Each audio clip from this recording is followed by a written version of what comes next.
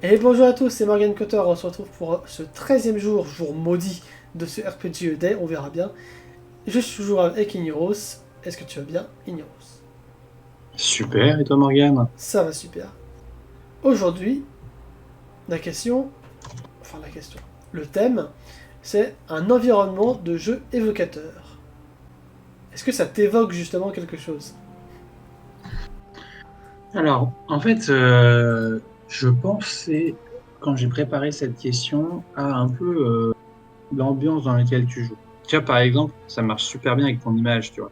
Là, en fait, Ouais, en gros, toi, tu t'es placé naturellement dans une taverne pour être un peu dans une ambiance jeu de rôle. c'est ça. Mais tu peux faire la même chose en allant te balader en forêt. S'il y a un petit château fort abandonné, des trucs comme ça, tu te poses sur les ruines et tout, et ça te met une ambiance assez cool. Dans les faits, c'est bien, mais en fait, c'est pas essentiel. C'est des petites expériences qui apportent un plus, C'est ça. mais très souvent, en tout cas moi qui joue beaucoup en distanciel, je me retrouve à jouer dans mon bureau. Donc c'est pas le fait d'être dans un endroit qui fait que la partie va être Oui, non. extraordinaire.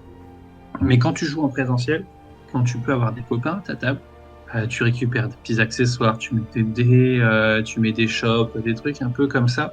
Pour l'ambiance. Bah, ça joue sur l'ambiance. Alors, c'est pas quelque chose qui fait que ton jeu de rôle sera nul ou pas, mais c'est des petits bonus qui peuvent être sympas.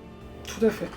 Je dirais même que le plus important dans l'ambiance finalement, c'est les personnes avec qui tu joues le jeu de rôle.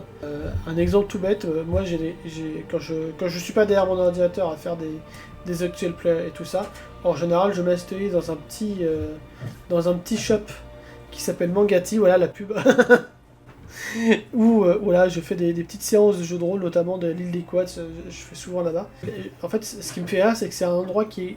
le lieu est à la fois tout petit, et donc quand on est nombreux, il y a facilement beaucoup de bruit, mais du coup, mais ça ne gêne pas l'ambiance, l'immersion, et on est tous là en train de s'amuser, donc vraiment, on peut faire du jeu de rôle absolument n'importe où, ça ne change absolument rien.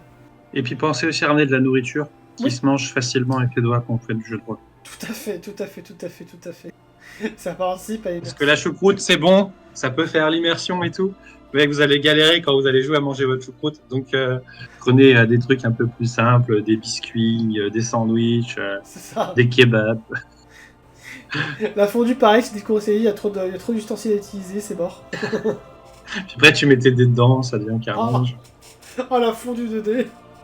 Et voilà, c'est tout pour ce jour du RPG Day. N'hésitez pas à laisser un pouce bleu, à laisser un commentaire, nous dire aussi vos réponses à chaque jour si vous en avez. Et nous on vous retrouve pour le prochain jour. Ciao ciao, à demain.